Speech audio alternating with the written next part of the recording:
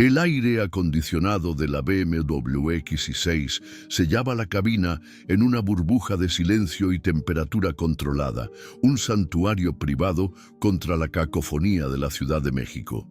Al volante, Julián Castañeda aflojó el nudo de su corbata de seda italiana, un gesto mecánico para aliviar una presión que no era física. El tráfico del viaducto, un monstruo de metal y smog enroscado en su ruta diaria, era solo un ruido de fondo en su mente. Sus pensamientos estaban en la junta que acababa de dejar atrás, en la sala de conferencias en el piso 30 de un rascacielos en Paseo de la Reforma, donde cifras de 9 ceros se discutían con la misma pasión con la que un cirujano discute una incisión. Había ganado, como siempre, una adquisición hostil, ejecutada con la precisión fría e implacable que se había convertido en su sello distintivo en el mundo inmobiliario. Julián era la personificación del éxito y de la impaciencia, un arquitecto de imperios construidos sobre la lógica del capital. Su vida era un guión de eficiencia. Contratos, reportes, juntas tediosas y un lujo aséptico que lo aislaba del caos mundano. Veía el mundo como una gran hoja de cálculo, donde cada individuo era una celda con obligaciones y responsabilidades. Fallar en cumplir con su parte era para él, más que un inconveniente, era una falla moral, una ruptura en el tejido del orden que tanto valoraba. Ese fin de tarde de un jueves gris, la irritación era su compañera constante.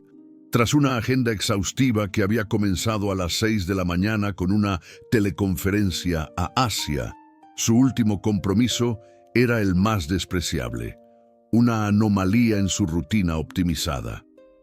Cobrar personalmente la renta de una inquilina con 3 meses de atraso. La tarea normalmente era delegada a Gabriela, su administradora implacablemente competente, pero esta vez él había insistido. Era una cuestión de principios. Quería ver a los ojos a la persona que se atrevía a ignorar 3 notificaciones e innumerables llamadas. Quería entender la anatomía de la irresponsabilidad. Mientras el paisaje urbano se transformaba, las agujas de cristal del centro financiero dando paso a las casas y edificios bajos de Iztapalapa, un recuerdo incómodo comenzó a aflorar. Cada semáforo, cada esquina con su mezcla de olores de garnachas y humo de microbús, lo arrastraba a un pasado que había luchado con uñas y dientes para sepultar bajo capas de éxito. La dirección en el GPS lo guiaba por calles que su mente reconocía con una familiaridad repulsiva. Él había crecido cerca de ahí, en un escenario no muy distinto de aquel al que se dirigía.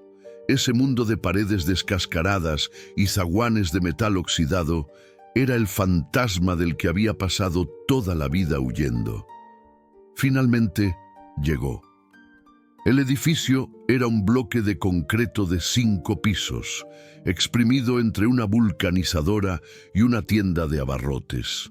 La fachada, de un amarillo desvaído y manchado por la humedad, parecía cansada de mantenerse en pie. Al bajar de su camioneta de lujo, el contraste era casi cómico. El brillo de la pintura negra del vehículo reflejaba la decadencia a su alrededor, un espejo de opulencia en un marco de abandono. El olor a humedad y drenaje era una afrenta a sus sentidos, tan diferente del aroma a piel y del perfume de ambiente de su oficina. El sonido distante de una licuadora vieja, luchando por moler algo, y el eco de una cumbia proveniente de una ventana abierta componían la banda sonora de aquel lugar. Empujó el zaguán de herrería, que rechinó en protesta. El patio interior era un pozo de concreto húmedo, con bicicletas oxidadas y un tendedero comunitario donde ropas descoloridas danzaban con la brisa débil. Subió las escaleras, pues el elevador, con un letrero de «En mantenimiento» amarillento por el tiempo, parecía una promesa rota hacía años.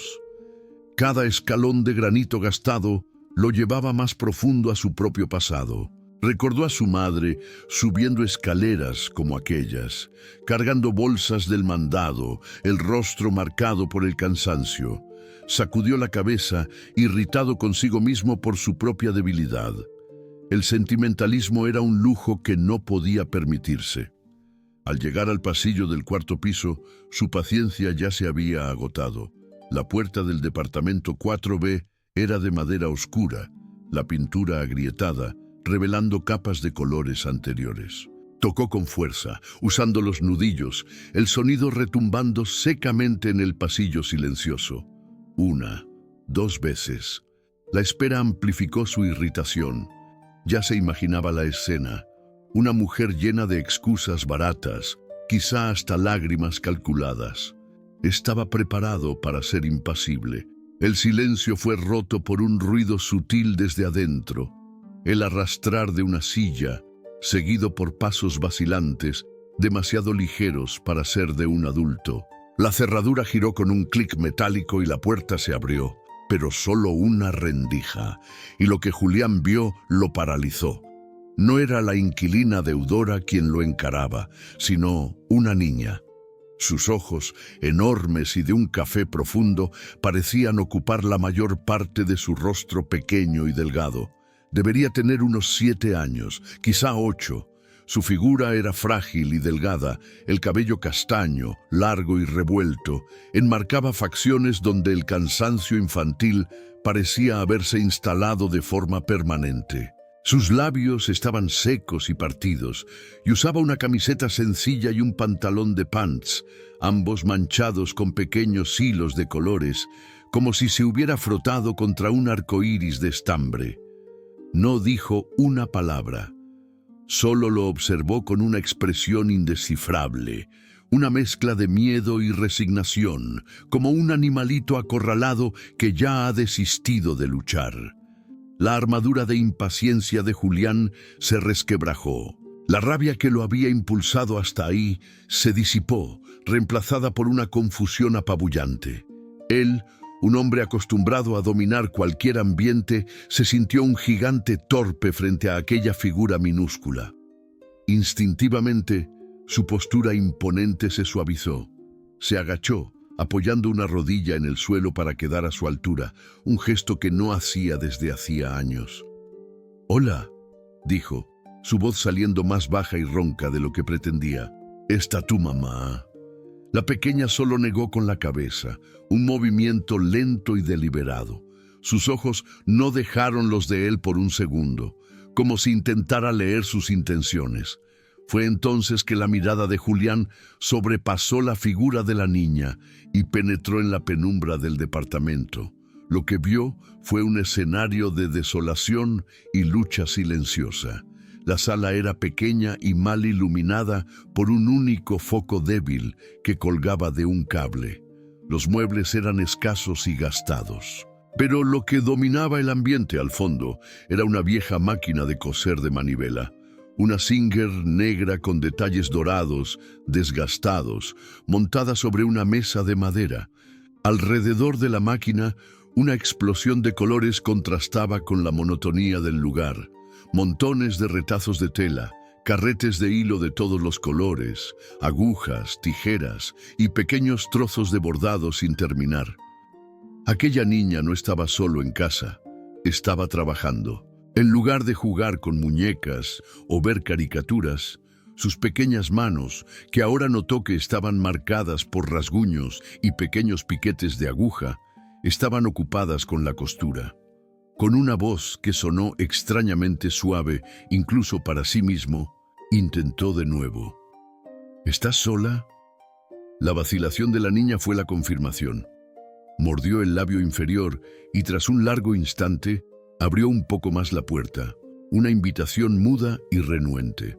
El olor que emanó de adentro era una mezcla de humedad, tela y algo más, un olor medicinal, aséptico y enfermizo que le revolvió el estómago a Julián. Entró despacio, sintiéndose un invasor. El departamento era un retrato de la pobreza y la enfermedad. Una silla de madera coja, un pequeño refrigerador amarillento y sucio, una olla con el fondo quemado sobre la estufa. Y lo más impactante de todo, una cama improvisada en la sala. Un colchón delgado en el suelo cubierto con sábanas raídas. Al lado de la cama, sobre un guacal de madera que servía de buró, una colección de cajas de medicamentos vacías y tiras de pastillas contaban una historia silenciosa de dolor y desesperación. La pregunta de Julián salió casi como un susurro, la constatación de una verdad terrible. ¿Tu mamá está enferma? La niña asintió una sola vez, sin verbalizar el peso de aquella palabra. Sus hombros pequeños parecieron encorvarse un poco más. Julián, el hombre que había escapado de un escenario como aquel, sintió el impacto de esa cruda realidad como un puñetazo en el pecho. El recuerdo de su propia infancia, de la enfermedad de su padre, de la lucha incesante de su madre, regresó con una fuerza abrumadora. No supo cómo reaccionar, sacó el celular del bolsillo, un gesto de defensa, fingiendo revisar algo para evitar el contacto visual con el dolor de aquella niña. ¿Cómo se llama tu mamá?, preguntó, intentando mantener la voz firme. Teresa, respondió la niña, su primera palabra, dicha en un hilo de voz. Se acordó del motivo de su visita, que ahora parecía trivial y obscenamente cruel. La renta, comenzó, pero la palabra murió en su garganta. La niña, con la cabeza gacha, señaló la cama improvisada. Mi mamá dejó un sobre debajo del colchón. Corrió hacia allá, sus pies descalzos apenas haciendo ruido en el piso frío. Impresionantemente, no soltó la aguja y el pequeño trozo de tela que sostenía. Con una mano, levantó la punta del colchón y sacó un sobre de papel manila, arrugado y manchado. Regresó y se lo extendió a Julián. Él lo tomó. El sobre era ligero, casi vacío.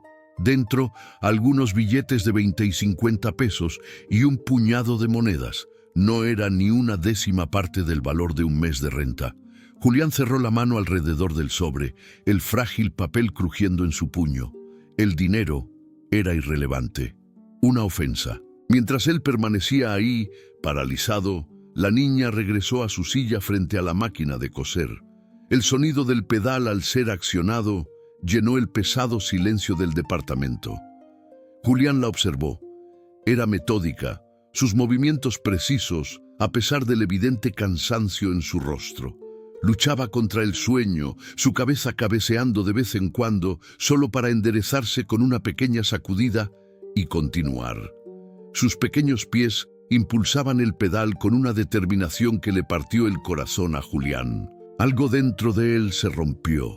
No era lástima, era más complejo. Era una rabia fría y difusa, una sensación de profunda injusticia que lo sofocaba. Rabia contra el mundo, contra el sistema, contra sí mismo por su ignorancia y arrogancia. Notó una gota de sangre fresca brotando en uno de sus dedos, donde la aguja la había picado. Ella ni siquiera vaciló. Solo se limpió el dedo en el borde de la camiseta, dejando una pequeña mancha roja en la tela, y continuó cosiendo. Necesitaba salir de ahí antes de desintegrarse por completo. ¿Cómo te llamas?, preguntó, la voz casi inaudible. Dejó de pedalear por un instante y lo miró por encima del hombro. Valeria, susurró antes de volver su total atención al hilo que guiaba bajo la aguja. Sin decir nada más, Julián metió la mano en el bolsillo trasero de su pantalón, sacó su cartera de piel y tomó un fajo de billetes. Eran billetes de 500 pesos. Sin contarlos, los puso sobre la mesa de madera al lado de una pila de retazos. El sonido del papel sobre la madera fue lo único que rompió el ritmo de la máquina de coser. Valeria ni siquiera miró. Su universo estaba confinado a ese pequeño trozo de tela y a la promesa de terminar lo que fuera que estuviera haciendo. Se dio la vuelta y salió lentamente, dejando la puerta entreabierta, un gesto inconsciente, simbólico, de que esa visita, esa historia, no había terminado. Bajó las escaleras en un estado de sopor, el eco del pedal de la máquina de coser siguiéndolo a cada paso. Dentro del capullo de lujo de su camioneta, no encendió el motor. Permaneció inmóvil, las manos en el volante, mirando sin ver el edificio decrépito. El sobre con la morralla todavía estaba en su mano, ahora un trozo de papel arrugado y húmedo por su sudor. Lo abrió y vació el contenido en el asiento del copiloto. El tintineo de las monedas sonó como una acusación. El hombre que controlaba millones, que doblegaba corporaciones a su voluntad, estaba completamente perdido. La imagen de Valeria, con sus ojos gigantes y su dedo sangrando, estaba grabada a fuego en su mente. Por primera vez en muchos años, Julián Castañeda no sabía qué hacer. La única certeza que tenía, una certeza que se instaló en el fondo de su alma con el peso de un ancla, era que no podía simplemente marcharse. La historia de esa niña en el departamento 4B apenas comenzaba y él, por alguna fuerza del destino o por su propia e infeliz insistencia, ahora era parte de ella. El motor del coche permaneció apagado mientras la noche caía sobre la Ciudad de México, envolviendo el edificio, la camioneta de lujo y al hombre que por primera vez en mucho tiempo se sentía verdaderamente pobre. La noche fue un largo y tortuoso purgatorio para Julián Castañeda. Regresó a su penthouse en Polanco, un santuario de cristal, acero y minimalismo que se extendía por 300 metros cuadrados sobre la ciudad pulsante. Desde los ventanales panorámicos, la Ciudad de México se desplegaba como un tapete de luces parpadeantes, un imperio que se había acostumbrado a ver desde arriba, como un dios observando su creación. Pero esa noche, el esplendor de la metrópoli parecía hueco, casi burlón. La vasta y silenciosa soledad del departamento, que antes representaba la cima de su conquista, ahora se había convertido en una cámara de eco para el sonido que atormentaba su mente. El pedaleo rítmico e incesante de una vieja máquina de coser. El sueño no llegó. Cambió el traje caro por ropa de algodón, pero la comodidad de la tela no aliviaba la incomodidad de su alma. Intentó distraerse con el trabajo, abriendo la laptop en su escritorio de madera maciza. Las hojas de cálculo iluminaron la pantalla, las cifras y proyecciones de ganancias que gobernaban su mundo. Pero entre las celdas y los gráficos solo veía un par de ojos cafés, demasiado grandes para un rostro infantil, y la imagen indeleble de una pequeña gota de sangre manchando una camiseta descolorida. Cada cifra en su pantalla parecía una afrenta a la realidad del sobre arrugado que había dejado en el asiento de su coche, con sus billetes de baja denominación y monedas que olían a desesperación. Inquieto, caminó hacia la cocina, un espacio con electrodomésticos de diseño alemán y una isla de mármol. Abrió el refrigerador de 2 puertas y fue confrontado por una abundancia que le dio asco. Quesos importados, agua mineral francesa, frutas exóticas, sobras de un restaurante con estrellas Michelin. Cerró la puerta con más fuerza de la necesaria. El silencio que siguió fue llenado por un recuerdo que había mantenido encerrado por décadas. Se vio a los 8 años, en una cocina minúscula con azulejos rotos, observando a su madre dividir un solo huevo para él y su hermana, mientras ella misma solo tomaba café ralo, sonriendo y diciendo que no tenía hambre. Ese sacrificio silencioso, esa resiliencia que él había interpretado como debilidad y de la cual había huido toda su vida, ahora lo encaraba con la fuerza de una revelación. La niña, Valeria, no era solo una inquilina amorosa, era un espejo de un pasado que nunca había superado realmente, solo había construido muros lo suficientemente altos para no verlo. Al amanecer, la decisión estaba tomada. Ignoró las 7 llamadas perdidas de Gabriela y la avalancha de correos urgentes. Por primera vez en su vida adulta, su rutina meticulosamente planeada fue descartada. En lugar de dirigirse a su oficina en Reforma, condujo en dirección opuesta, de vuelta a Iztapalapa. Se detuvo en un gran supermercado, un ambiente caótico y vibrante que no frecuentaba desde hacía años. Se sintió un extranjero en su propia ciudad, empujando un carrito por pasillos abarrotados.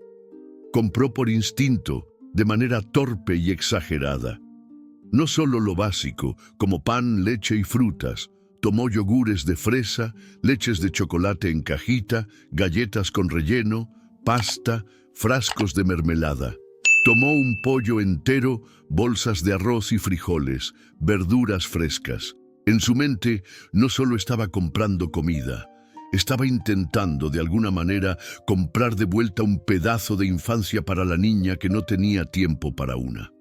Al pasar por la caja, sintió las miradas curiosas sobre su reloj caro y su ropa de diseñador, pero no le importó. Por primera vez, el abismo entre su mundo y el mundo real parecía tener un propósito.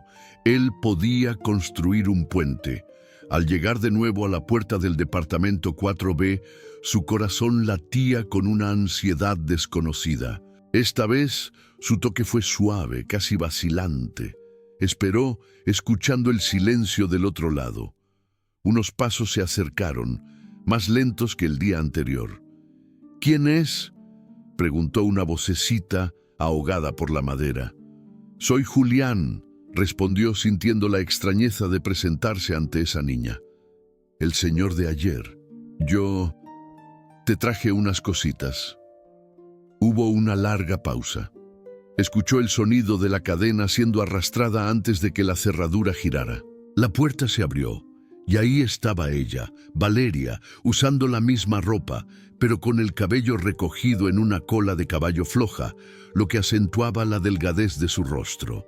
Sus ojos lo evaluaron, desconfiados, pero con una chispa menos de miedo. Julián, sin saber bien qué hacer, levantó algunas de las bolsas del mandado. «¿Puedo pasar?», preguntó, su voz sonando como una petición de permiso, no una exigencia. Valeria no respondió verbalmente, pero se hizo a un lado de la puerta, una invitación silenciosa. El departamento parecía el mismo, quizá un poco más ordenado, pero el olor a encierro y medicamentos persistía, ahora mezclado con el aroma débil de café recalentado. Los billetes que él había dejado sobre la mesa el día anterior habían desaparecido.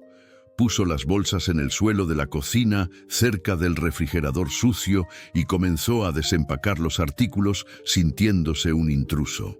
«¿Desayunaste?», preguntó, intentando mantener la conversación ligera. Ella asintió con los ojos fijos en las compras. «Comí tortillas con sal». La simplicidad de esa respuesta fue como un golpe en su pecho. Sacó el cartón de leche y los yogures, abriendo el refrigerador para guardarlos. El interior estaba casi vacío, excepto por una jarra con un poco de agua y un bote de manteca. Guardó los alimentos en silencio, la normalidad del acto contrastando violentamente con la anormalidad de la situación. «¿Tu mamá regresa hoy?», se arriesgó a preguntar, cerrando la puerta del refrigerador. Valeria, que estaba observando cada uno de sus movimientos, negó con la cabeza. «No está en la casa, está en el hospital».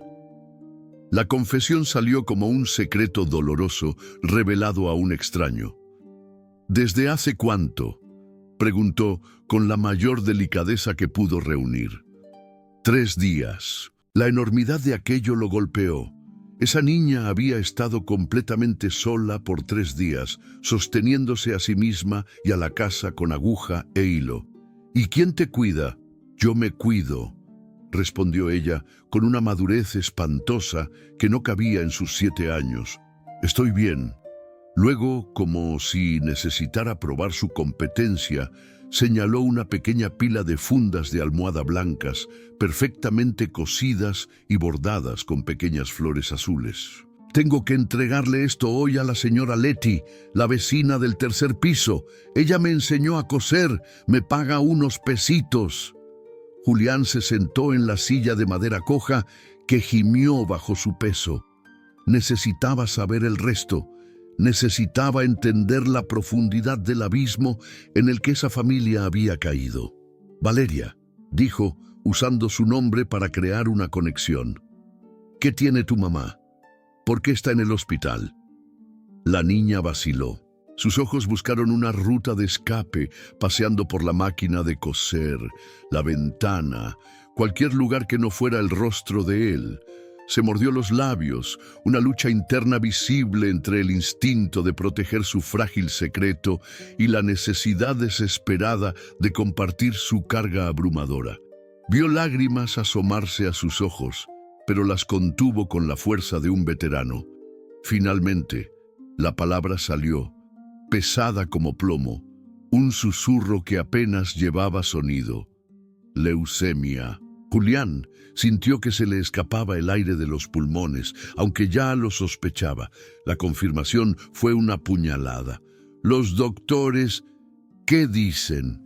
Dicen que necesita medicinas muy caras, sangre y una operación, recitó como si hubiera memorizado una sentencia de muerte.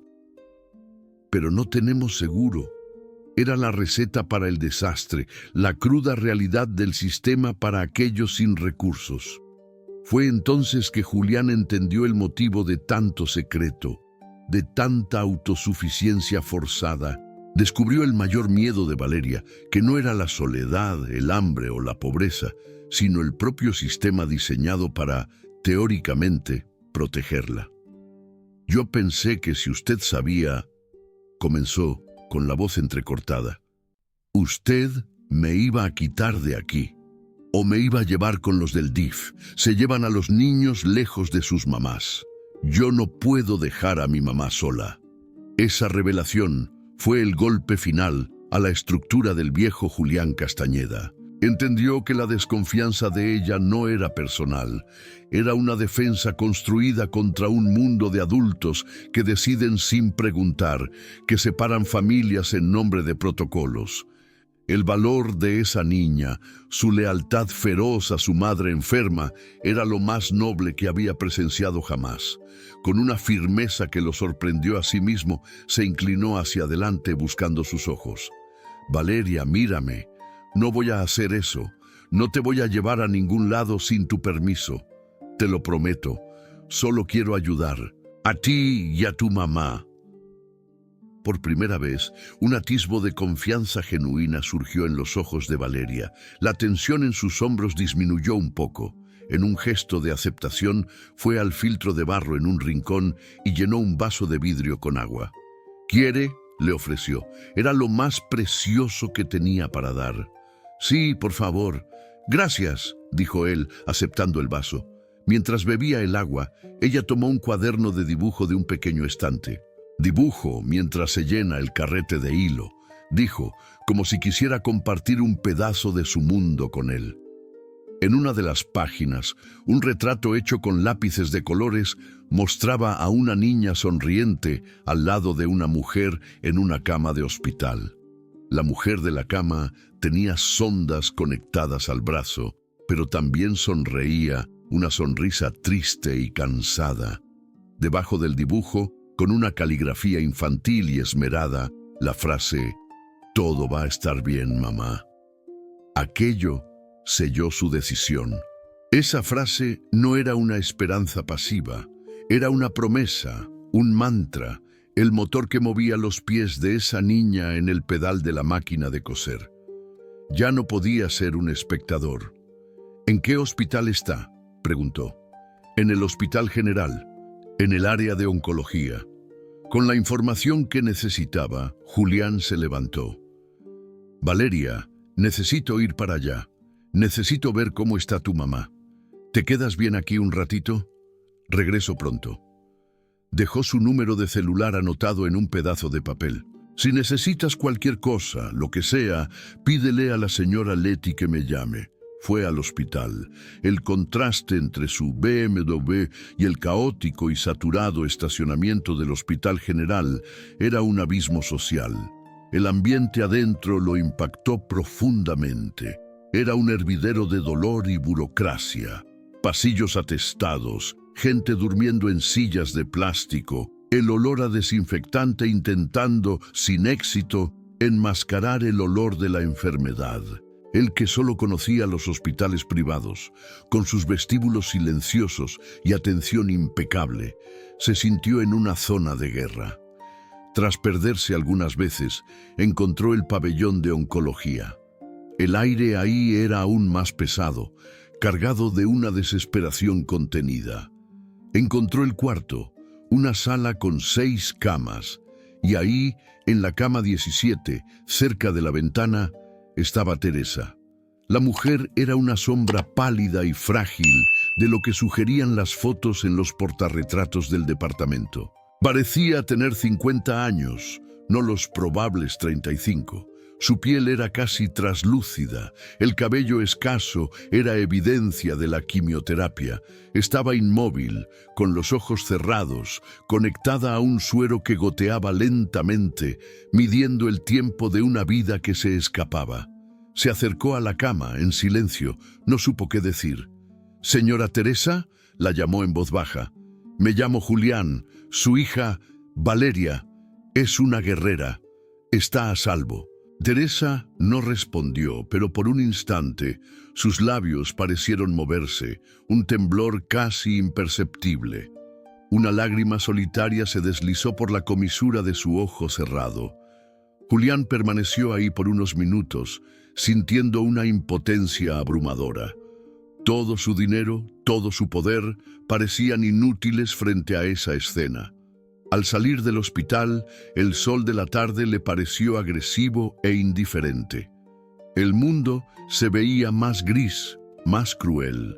Teresa y Valeria ya no eran un problema administrativo, eran una misión.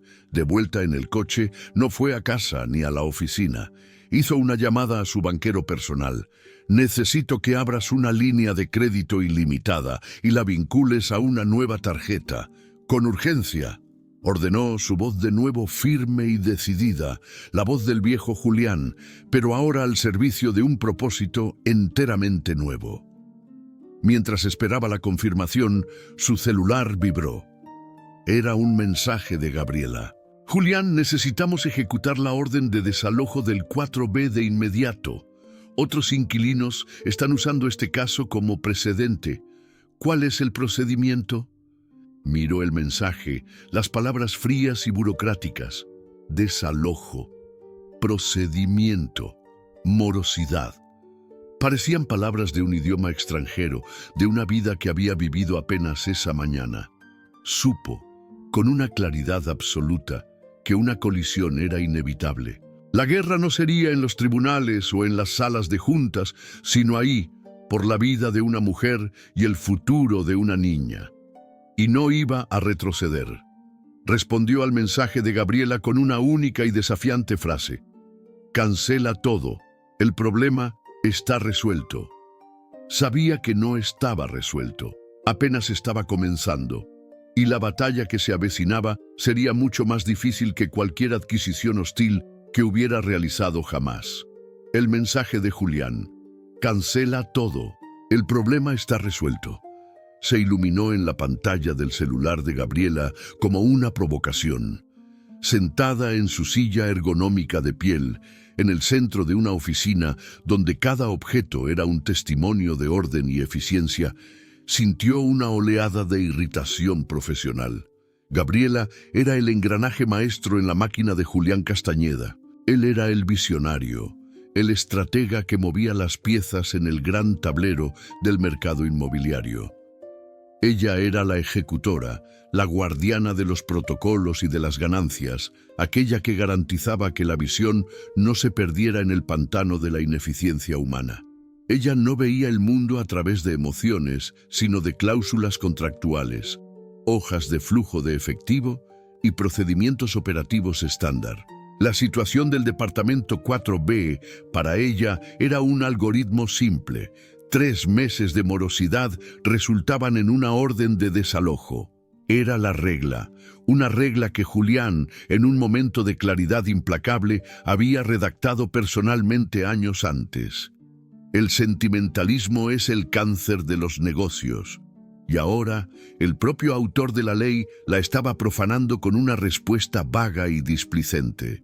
La sospecha de Gabriela, inicialmente una pequeña semilla, comenzó a germinar. El Julián que ella conocía, el depredador corporativo que la había contratado por su frialdad análoga a la de él, jamás se involucraría personalmente en un cobro tan insignificante.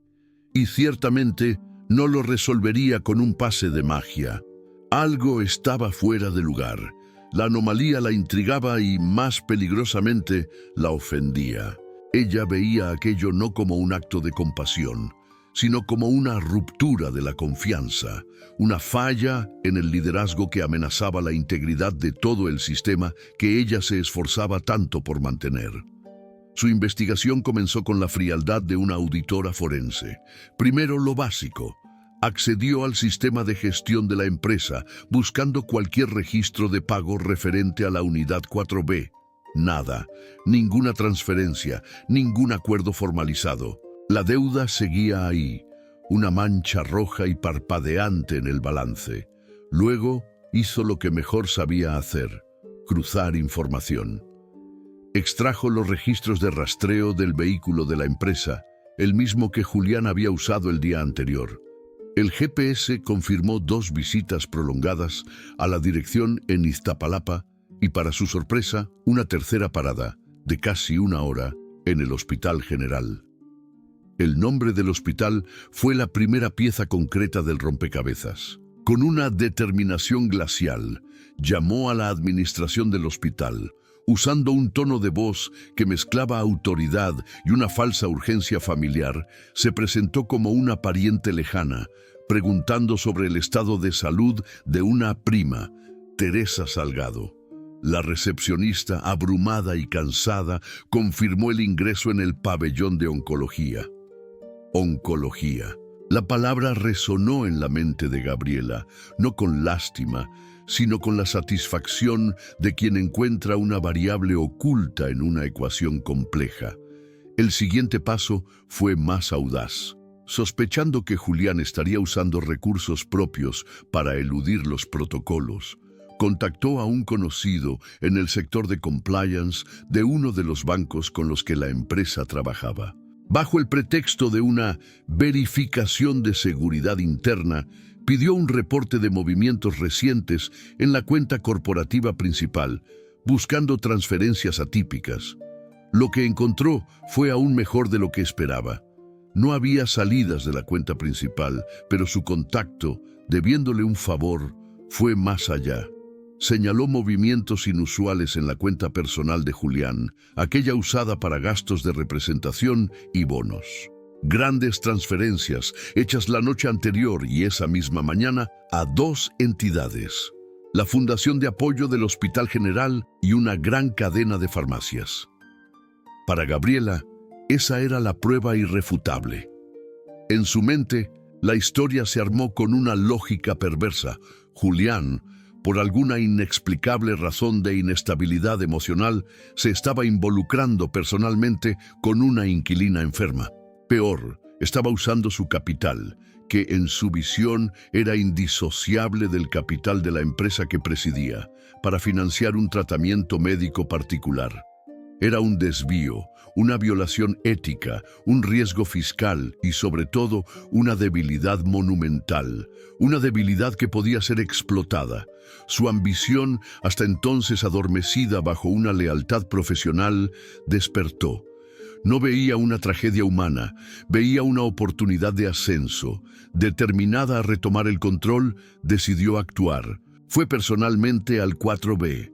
Al llegar al edificio, el mismo ambiente que había impactado a Julián la llenó de un profundo desdén. Para ella, ese lugar era la materialización del fracaso, un entorno que debería ser demolido y reemplazado por un desarrollo más rentable. Subió las escaleras con paso firme y tocó la puerta con la autoridad de quien no espera ser desafiado.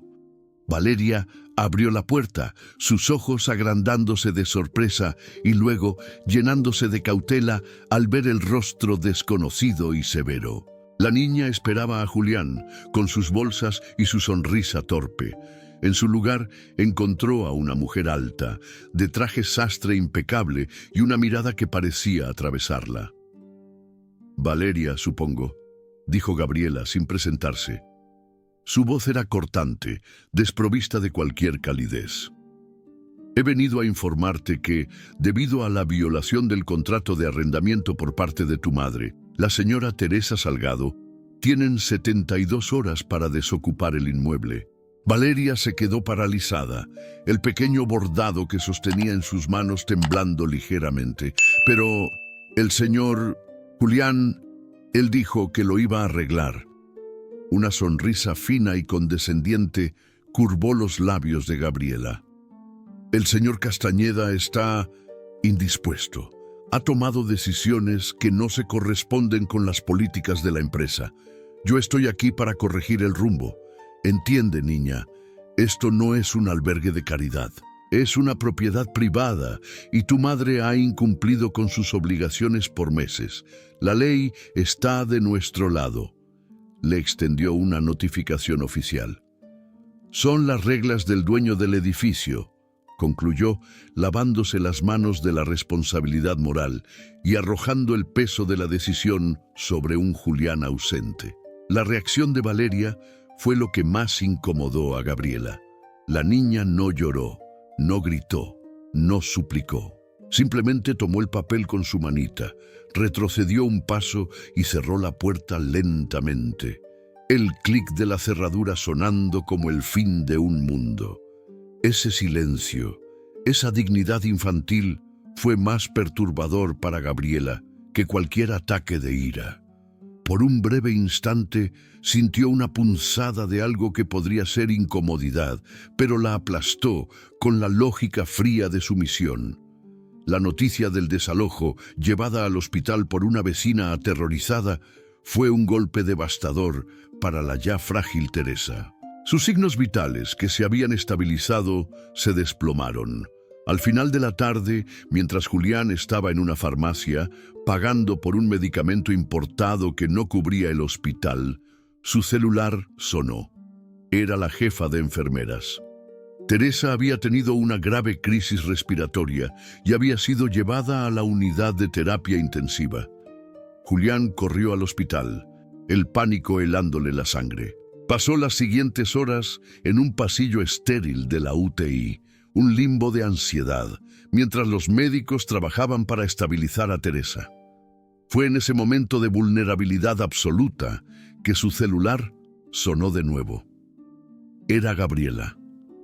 «Julián», dijo ella, la voz cargada de una calma triunfante. «Imagino que estás ocupado, pero tenemos un asunto urgente. Tengo en mi poder los comprobantes de tus transferencias al hospital y a diversas farmacias. Un acto de caridad muy noble, sin duda, pero una pésima decisión de negocios que configura, como mínimo, un grave conflicto de interés, si no es que malversación de capital de la empresa.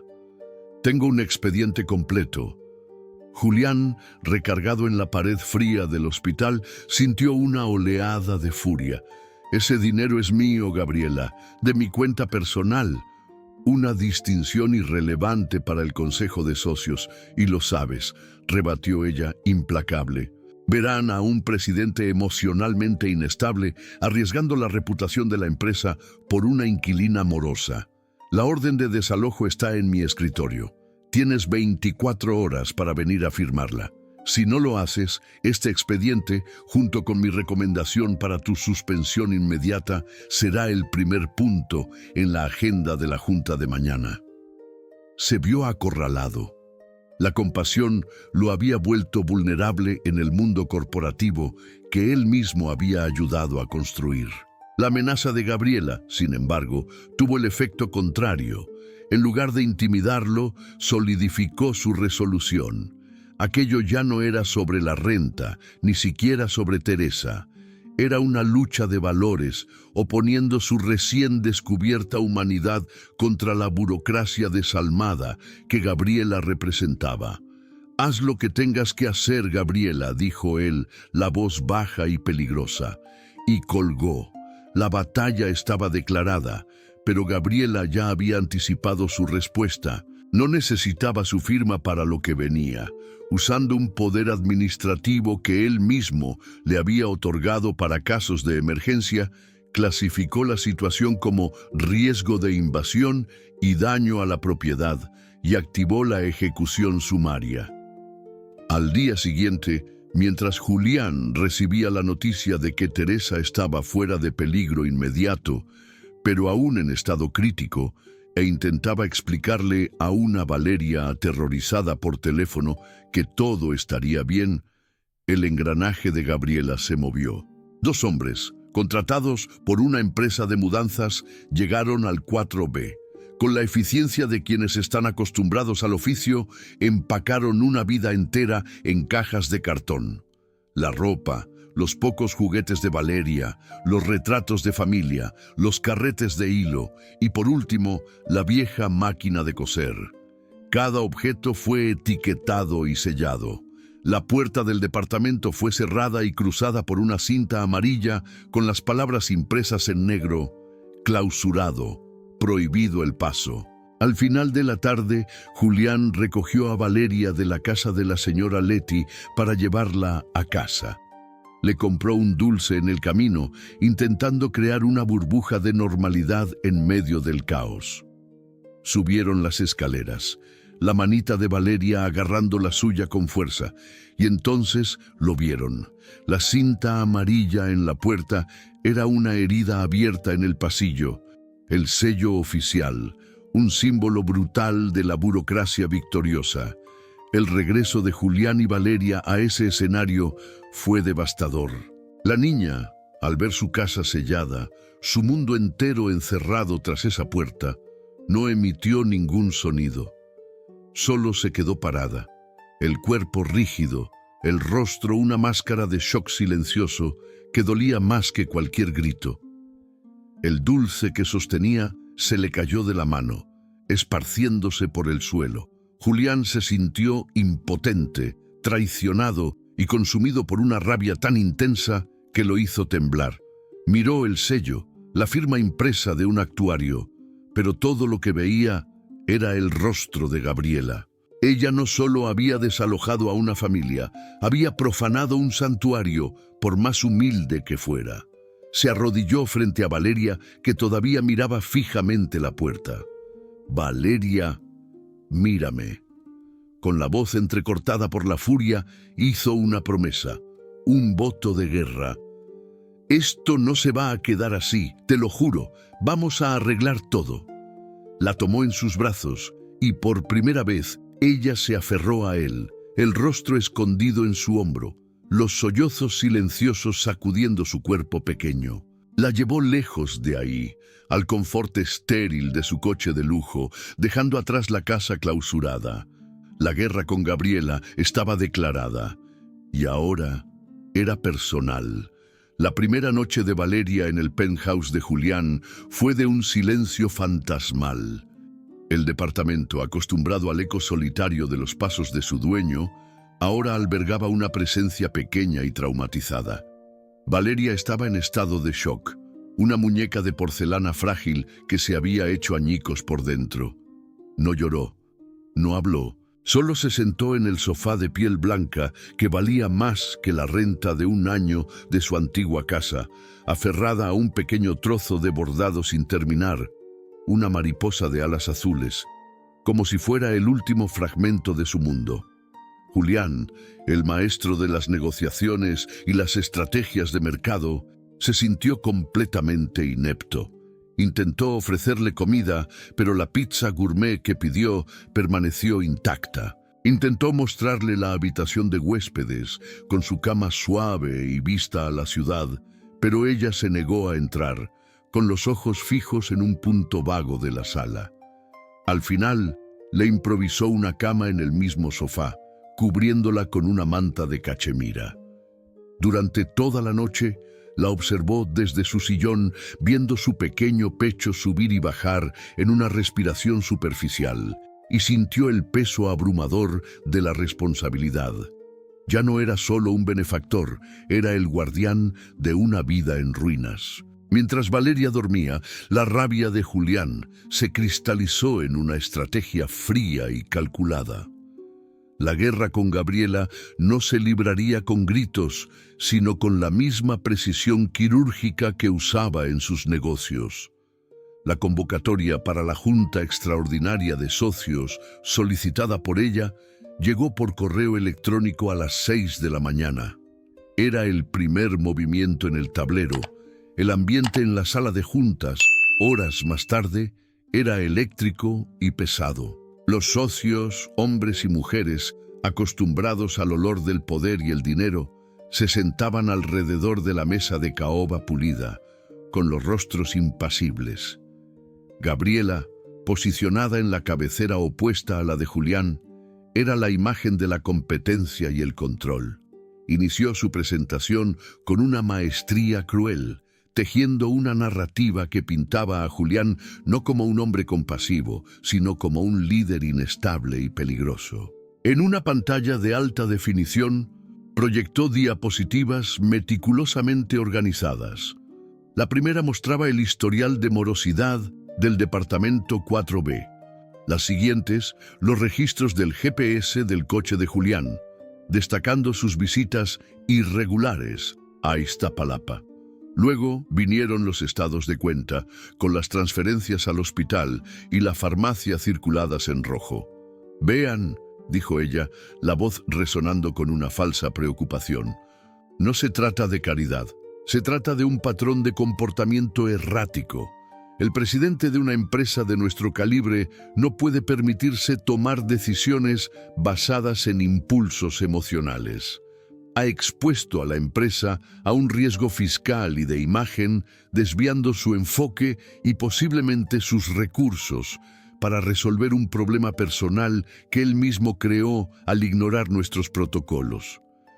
Su argumentación era lógica, fría y convincente para un consejo acostumbrado a pensar en cifras, no en personas. Julián observó los rostros de los socios.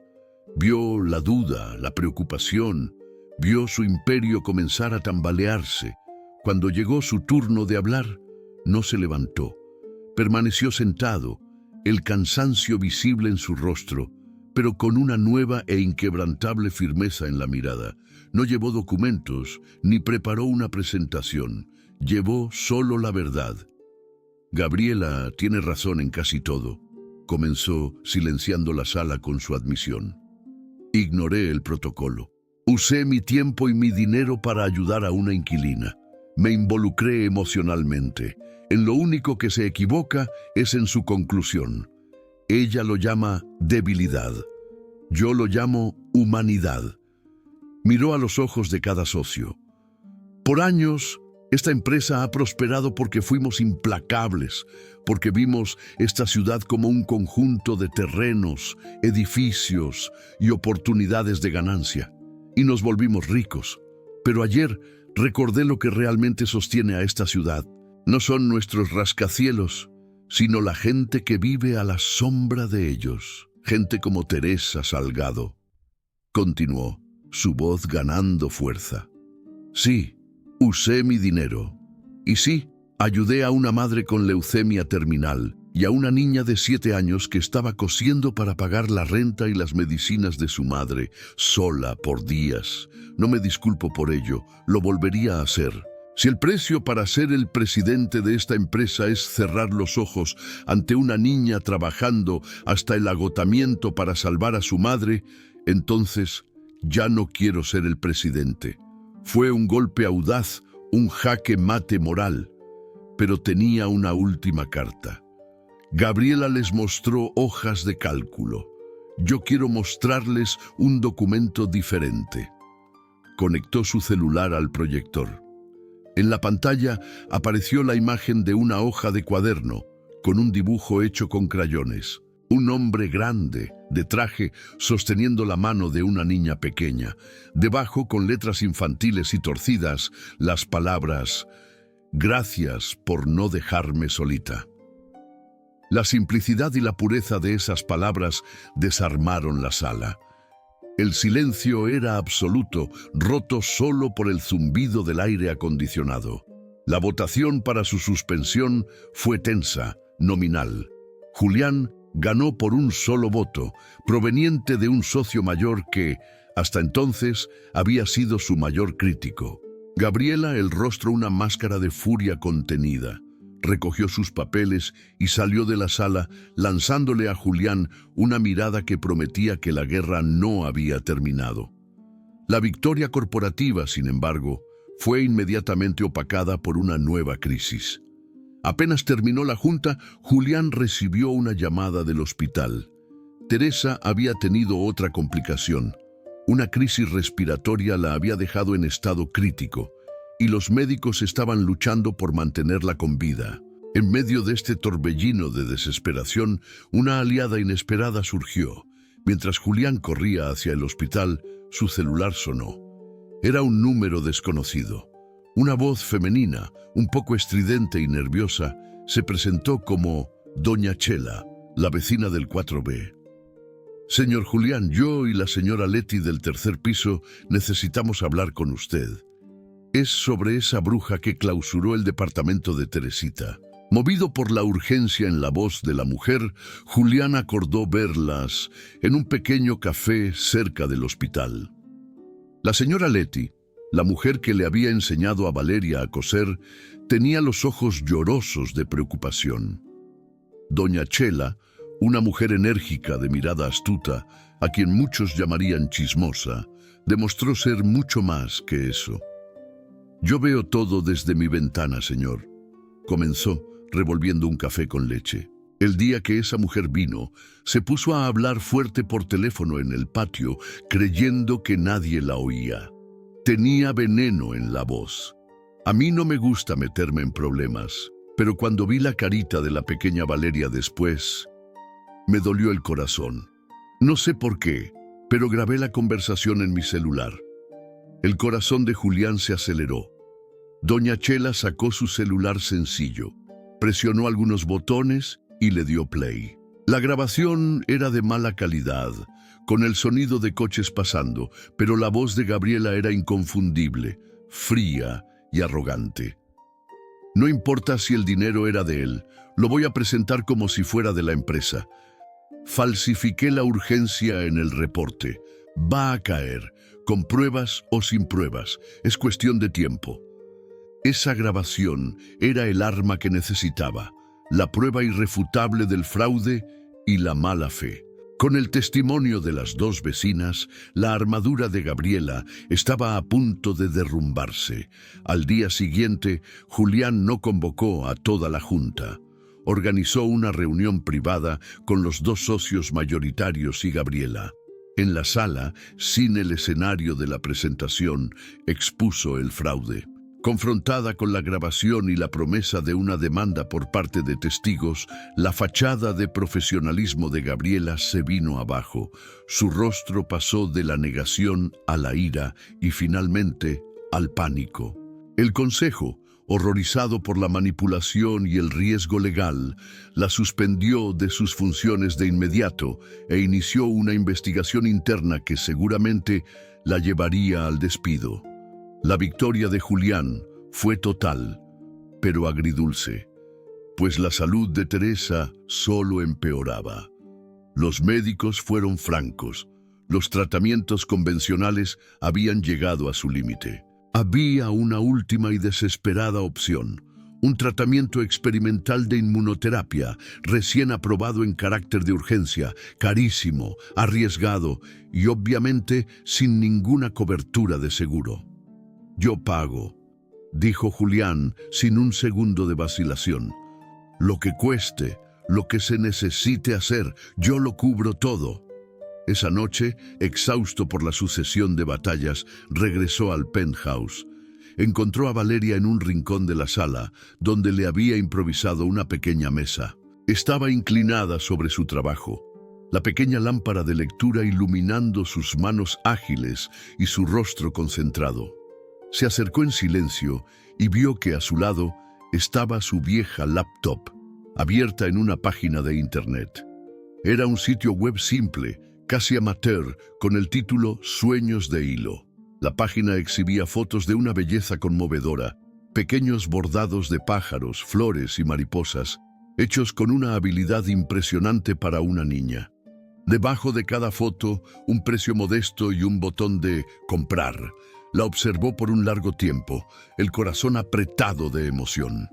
Ella había creado su propio pequeño negocio, su propio frente de batalla. Más tarde, cuando la encontró dormida, la cabeza apoyada sobre los brazos en la mesa, vio a su lado una pequeña caja de zapatos decorada. Con cuidado de no despertarla, la abrió. Dentro había una pequeña cantidad de dinero. Billetes de 50, 100, algunos de 200 pesos y muchas monedas, el resultado de sus ventas. Era una cantidad irrisoria comparada con los millones que costaría el tratamiento. Pero Julián entendió que ese era el dinero más valioso del mundo. Estaba forjado en amor, esperanza y una determinación de acero. Al día siguiente, después de firmar todos los papeles y autorizar la transferencia que garantizaría el tratamiento de Teresa, llevó a Valeria y su pequeña caja al hospital. Pidió hablar con el jefe del equipo de oncología, un médico renombrado y un tanto austero. Frente al médico, Julián dijo: «Doctor, el primer pago del tratamiento está aquí». Luego miró a Valeria, quien dio un paso al frente y con una solemnidad conmovedora le extendió su caja de zapatos al médico. «Es para ayudar a salvar a mi mamá», dijo, la voz firme. El médico miró de Julián a la niña y luego a la caja. Por un momento pareció confundido. Pero entonces, al ver la expresión en los ojos de Valeria, entendió. Una rara sonrisa suavizó su rostro. Aceptó la caja con ambas manos, como si recibiera el tesoro más precioso. «Este», dijo con la voz entrecortada, «es el pago más importante que este hospital ha recibido jamás. Haremos todo lo que esté a nuestro alcance». El tratamiento fue aprobado e iniciado ese mismo día. Una frágil llama de esperanza se encendió. Pero mientras Julián organizaba el papeleo final con una trabajadora social, algo lo intrigó. «Es curioso», dijo la mujer, hojeando el expediente de Teresa. «Fue admitida sin ningún contacto de pariente o familiar registrado. Solo su propio nombre. Es como si no tuviera a nadie en el mundo». La frase, dicha de pasada, quedó flotando en el aire, cargada de un peso que Julián aún no comprendía.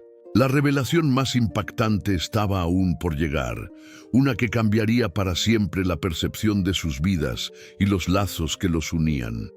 Las semanas que siguieron fueron un borroso espejismo de esperanza frágil y de una rutina enteramente nueva. El tratamiento experimental, una apuesta de alto riesgo, financiada por la determinación de Julián y el amor de Valeria, comenzó a librar una guerra silenciosa dentro del cuerpo exhausto de Teresa. No hubo una recuperación milagrosa, sino una serie de pequeñas victorias que eran celebradas como fiestas nacionales. La primera fue cuando Teresa abrió los ojos y, por un instante, enfocó a Valeria sentada a su lado, un susurro casi inaudible de mija escapando de sus labios. Luego vino el día en que logró sostener un vaso de agua sola, un gesto de autonomía que hizo a Valeria llorar de alegría. Julián se encontró viviendo una doble vida. Durante el día era el presidente de una corporación, ahora gobernando con una perspectiva radicalmente diferente, para el asombro de sus socios. Comenzó a desviar una parte significativa de las ganancias para la creación de una fundación, destinada a proveer ayuda legal y de vivienda para familias en situaciones de riesgo. Las hojas de cálculo todavía existían, pero ahora servían a un propósito que iba más allá del lucro. Las noches y los fines de semana, sin embargo, pertenecían al hospital.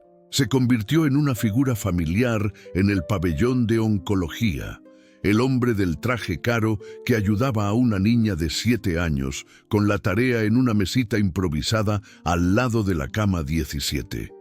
En ese período de calma tensa, los tres formaron una familia improbable. Valeria, con el permiso de los médicos, montó un pequeño kit de costura y pasaba horas bordando junto a su madre, narrando su día en la escuela. Julián la había inscrito en un excelente colegio, mientras Teresa la observaba, los ojos brillando de orgullo. Era un tiempo prestado, un regalo precioso que todos, en silencio, sabían que era finito. Los médicos eran honestos. El tratamiento había comprado una remisión, una ventana de tiempo, pero la enfermedad era un enemigo resiliente que todavía se escondía en las sombras. Fue en una tarde soleada de sábado, mientras Julián llevaba a Valeria a un pequeño parque cerca del hospital para que pudiera correr un poco, que una figura del pasado reapareció. Gabriela se acercó a ellos, pero era una versión casi irreconocible de la mujer que había intentado destruirlos. Estaba más delgada, la piel pálida, y el traje sastre impecable había sido reemplazado por ropa sencilla. La armadura corporativa había desaparecido, revelando a una mujer atormentada y frágil.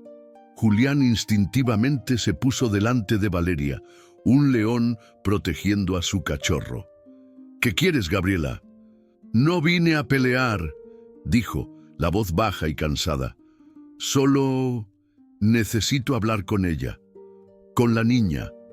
Julián dudó, pero Valeria, con la intuición pura de los niños, salió de detrás de él. «Puede hablar», dijo sin miedo. Gabriela se arrodilló, tal como lo había hecho Julián en su primer encuentro con Valeria. Sus ojos, antes fríos como astillas de hielo, ahora estaban turbios por un dolor antiguo. «Valeria, necesito contarte una historia sobre 2 hermanas». Y le contó sobre un accidente de coche en una carretera lluviosa en la Sierra de Puebla que se había llevado a sus padres. Le contó sobre un orfanato frío y gris, donde ella, a los 10 años, le había prometido a su hermana de 6, Teresa, que nunca la dejaría. Pero la vida, dijo, rompe promesas. Una familia rica y sin hijos la adoptó, pero solo querían a una niña. Ella fue la elegida. «Me dieron todo», susurró Gabriela, «ropa, estudios, un futuro, y me quitaron lo único que importaba, a mi hermana. La dejé atrás», explicó cómo la vergüenza y la culpa la transformaron. Construyó una fortaleza de éxito y frialdad para nunca más sentirse débil y desamparada, como en aquella noche en que fue separada de Teresa. Años después, cuando ya era una ejecutiva exitosa, buscó a Teresa, pero la distancia emocional era demasiado grande. Solo observó desde lejos con una mezcla de resentimiento y envidia, mientras Teresa, a pesar de todas las dificultades, parecía tener una riqueza que ella nunca alcanzaría: la capacidad de amar incondicionalmente. «Y fue entonces que supe de ti», continuó Gabriela, con los ojos fijos en Valeria. «Quería entender, investigué, y descubrí la verdad más profunda. Teresa no podía tener hijos, Valeria. Ella te encontró, con 3 meses de vida, abandonada en una clínica por una madre que no podía criarte. No eres su hija biológica». La revelación quedó suspendida en el aire, una bomba que Gabriela quizá esperaba que desestabilizara todo. Quizá quería probar que el amor de Teresa estaba construido sobre una mentira, una compensación, pero el efecto fue el opuesto. Valeria escuchó toda la historia en silencio, procesando las palabras con una sabiduría que desarmaría a cualquier adulto. Miró a Gabriela no con rabia, sino con una compasión infantil y pura. «Entonces, ¿usted es mi tía?», preguntó. Gabriela parpadeó, aturdida. «Sí, yo lo soy. Mi mamá», dijo Valeria con una firmeza que zanjó cualquier debate. «Es la mujer que me cargó cuando era bebé, que me enseñó a coser, que me cantaba para dormir, que me abrazó cuando tuve miedo. La sangre no importa, lo que importa es el cariño. Ella es mi mamá y la amo.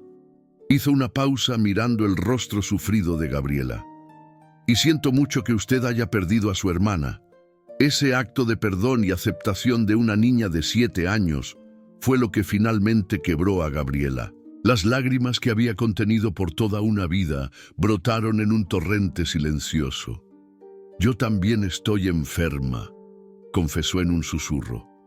El mismo mal que se llevó a nuestros padres está en mí. Solo necesitaba que alguien supiera la historia completa. Se levantó, se limpió el rostro y por primera vez miró a Julián con algo que no era hostilidad. Es usted un buen hombre. Cuídelas mucho. Y con eso se dio la vuelta y se marchó, una figura solitaria desapareciendo entre la gente, dejando atrás un pasado resuelto y un futuro incierto, pero en paz. Con la verdad expuesta, la conexión entre madre e hija se profundizó aún más, si es que era posible. Cuando Teresa fue dada de alta, Julián no la llevó de vuelta al antiguo edificio. Rentó un departamento luminoso y ventilado en la colonia Condesa, con un pequeño jardín. Él y Valeria lo decoraron, transformándolo en un hogar.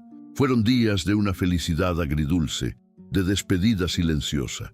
Una tarde, mientras Valeria estaba en la escuela, Teresa, lúcida y serena, pidió hablar con Julián.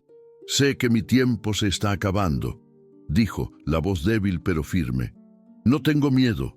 He vivido más amor en 7 años con Valeria que mucha gente en toda una vida».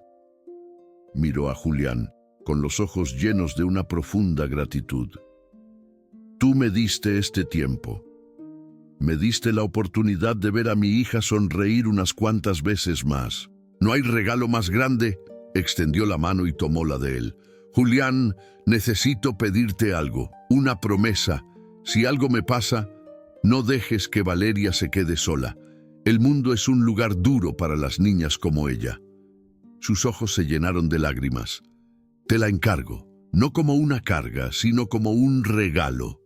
Ella te va a salvar a ti, así como me salvó a mí.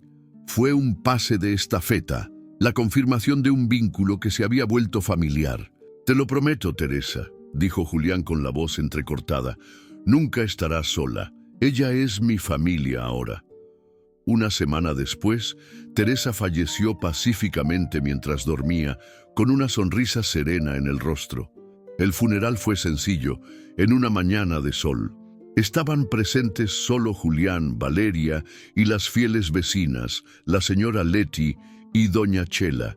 En un gesto de paz, una única y anónima corona de azucenas blancas fue entregada, y Julián supo de quién era. Valeria no se desesperó. Enfrentó la pérdida con la misma fuerza silenciosa que había demostrado desde el inicio.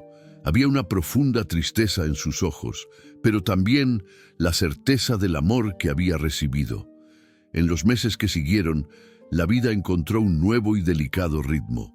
Julián, cumpliendo su promesa, navegó la burocracia y se convirtió en el tutor legal de Valeria.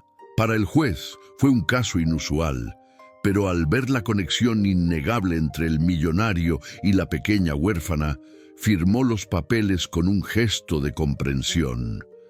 Al arreglar las pocas pertenencias de Teresa que estaban en el nuevo departamento, Valeria encontró una caja de madera que nunca había visto. Dentro, junto con fotos de Valeria bebé, había una última carta, escrita con la elegante caligrafía de su madre. «Mi mariposa querida, mi amor más grande, si estás leyendo esto es porque ya me fui a volar a un lugar donde ya no hay dolor. No estés triste, mi ángel, mi cuerpo estaba cansado, pero mi corazón está rebosante de felicidad por cada segundo que pasé contigo. Habrá un día en que sabrás que no naciste de mi vientre, pero quiero que sepas la verdad más importante: naciste de mi corazón. El día que te tomé en mis brazos, tan pequeña y desamparada, supe que mi vida había encontrado su propósito. Nunca fuiste mi hija de sangre, Valeria. pero fuiste y siempre serás mi amor más grande, la obra más hermosa que mis manos ayudaron a crear. Gracias por salvarme de la soledad. Gracias por enseñarme la fuerza que existe en un hilo y en un corazón valiente. Ahora es tu turno de volar. Sé fuerte, sé buena y nunca, nunca dejes de coser tus sueños. Te amo para siempre, mamá. La historia no termina con un final feliz tradicional, sino con un comienzo resiliente. Meses después, en un domingo soleado en el bosque de Chapultepec, un Julián muy diferente, vestido con jeans y camiseta, corría torpemente al lado de una bicicleta, enseñando a una Valeria radiante a pedalear sin ruedas de entrenamiento. El sonido de su risa, libre e infantil, era la música más hermosa que él había oído jamás. El sitio Sueños de Hilo todavía existía, pero ahora era un pasatiempo, un lugar donde Valeria compartía su arte, con todas las ganancias destinadas a la fundación que Julián había creado. Era la alumna más brillante de su clase, una líder nata, con la misma determinación de la niña que un día enfrentó al mundo con una máquina de coser. Mientras descansaban en el césped, tomando aguas frescas, Valeria miró a Julián. ¿Crees que mi mamá nos pueda ver ahora? Julián sonrió, el corazón lleno de una paz que nunca supo que era posible. Estoy seguro que sí, y creo que está muy orgullosa de nosotros. La abrazó, y ahí, bajo el cielo azul de la Ciudad de México, dos almas que se encontraron en la más profunda adversidad eran la imagen más pura de una familia, forjada no por la sangre, sino por la elección, por el cuidado y por un amor que nació de la injusticia para florecer en esperanza. La niña que cosía para sobrevivir ahora tenía un padre que le enseñaría a volar, llevando consigo el legado de fuerza y amor incondicional de la madre que le enseñó a soñar. ¿Desde qué ciudad estás viendo este video? No olvides suscribirte y darle me gusta al video para apoyar nuestro trabajo.